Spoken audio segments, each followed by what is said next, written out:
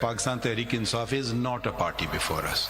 Elections must be genuine. People must have trust and confidence in the integrity of the electoral process. Here, serious questions have been raised, and there is a petition. We have been informed in this court, raising questions about the process of elections. The fact is that they challenge virtually everything in Pakistan. Why was that decision not challenged? Millions of voters out there voted for these people, and as an apex court, don't you think we need to look at their interest and their right to vote? I mean, how was that right taken away and a person declared to be independent by ECP when ECP had no such power? I think there's a fundamental question which I don't know why why all this discussion is taking place. I'm hearing the case as pleaded before me. Why they should have not pleaded another case, I don't know. There is, Pakistan Tehreek-e-Insaf is not a party before us. Not a single one of the elected candidates are a party before us. Whether the Election Commission of Pakistan was erroneous or correct, the fact is that they challenge virtually everything in Pakistan. Why was that decision not challenged? We must not set up different cases from the ones that have been pleaded. The party before us is the Sunni Ittihad Council. I shouldn't do it, but since it's being said and it has been widely televised, the earlier case that was heard, this had been even observed from this bench by myself. If somebody bothers to go and check the record, it will be somewhere in the ether, you can see it. That is not the case before us. The case before us is of Sunni Ittihad Council saying that give me reserved seats and give me non-Muslim seats. There is no PTI before us saying give me these seats. There is no candidate before us which is saying there's only candidate who's a potential candidate, which doesn't even come in the feature. She is not an elected person. So why are we having this debate? This is not the case before us. I mean, if PTI felt that way, they have elected to cast all their eggs with the Sunni Ittihad Council. They have elected to sail with them. How can we say, no, we'll take you out and we'll give you something which you have not even asked or you're not bothered to come, nor have you challenged? Fine, Election Commission makes good decisions. Election Commission may also make bad decisions. There's a whole legal process. Now, if we cannot observe without anyone challenging something that certain decision is bad of the Election Commission, and if it was bad, come forward and challenge it. Now, I don't know why we're having this discussion when there is no PTI, none of the elected candidates who were previously in the Pakistan Tehreek-e-Insaf before us. This question, and it's not suddenly come up, this petition has been everybody knows about this petition. So I don't see why are we having this debate. If they were before us, this was an issue, they didn't go to the Peshawar High Court. They didn't do anything. And the only person who's aggrieved before us is the Sunni Ittihad Council saying, these are my candidates. Now we have to either accept their contention or reject their contention and uphold the judgment of the High Court. As simple as that. Now, why didn't they do this? Whether there was pressure, whether there was no pressure, I will not go on any premise or conjecture. I go on facts as demonstrated by documents. If there are facts as demonstrated by documents, please argue it.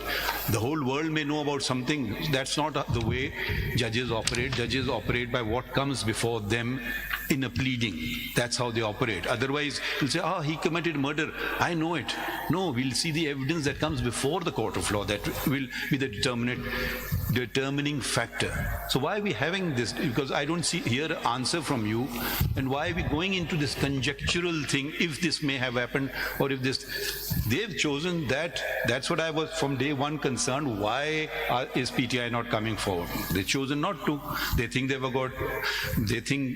I don't know, whatever, I don't want to speculate what they think. My Lord, may Mr. I? Makhdoom, can you respond? My Lord, just add to that question. So why we're having this debate is because it is not relevant what party is before us. As the Apex Code, don't you think it's our responsibility to protect the rights of the electorate?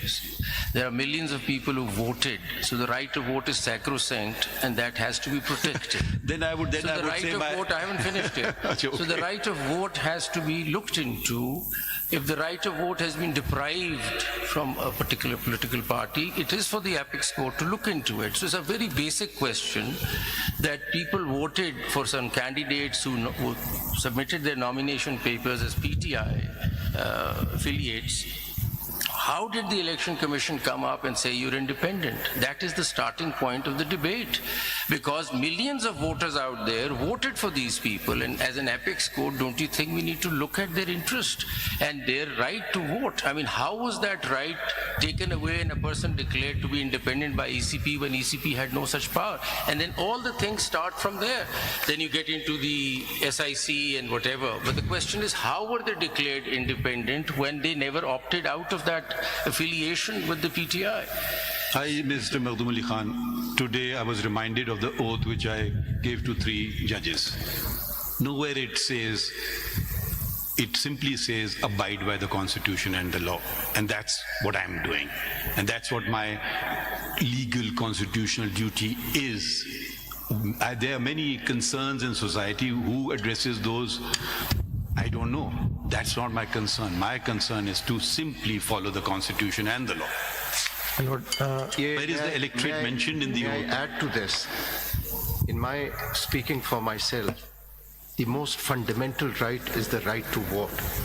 And if the Constitution has to be upheld, it is implicit in the Constitution that the elections must be genuine. And the people must have trust and confidence in the integrity of the electoral process. Here, serious questions have been raised, and there is a petition. We have been informed, pending in this court, raising questions about the process of elections. Now, we cannot just sit in a bubble, and I absolutely concur with Justice Mansoor Ali Shah that it is a very, very serious and fundamental issue. If the Constitution has to be upheld, then it is our duty to also ensure that there was no political engineering, the elections were genuine. If they were not genuine, then I'm afraid the Constitution has also been violated, and we would also be violating our oaths. my Lord, may I say, As per my understanding, as we are sitting here under Article 195(3), we must go with that article. We are hearing an appeal. All other matters are maybe under 184(3) or any other provision of the Constitution. But what needs is by the Council and the Court that go in accordance with the provision of the Constitution and hear and appeal and decide that. ये मखदूम साहब, इसमें ये 168 page पे ये declaration है, ये format है जो कि, और ये ऑन ओथ है। 168 पे जो इसके एक एक पैराग्राफ बहुत इंपॉर्टेंट है, और ये सलमान अकरम राजा साहब का एफिडेविट है जो कि स्वर्न किया गया बिफोर एन ओथ कमिश्नर। तो इसके अंदर नंबर 1 जो आ रहा है, I the above mentioned candidate hereby declare on oath. उसके बाद जो 3 लाइंस हैं वो बड़ी इंपॉर्टेंट हैं। उसके बाद उन्होंने अपनी पार्टी एफिलिएशन को मेंशन किया है, फिर और उसके वो तमाम कैंडिडेट्स ने इसी फॉर्मेट को फॉलो किया होगा। ये ऑन ओथ है, और इसमें आर्टिकल 62, 63 का भी रेफरेंस है कि अगर वायलेट करते हैं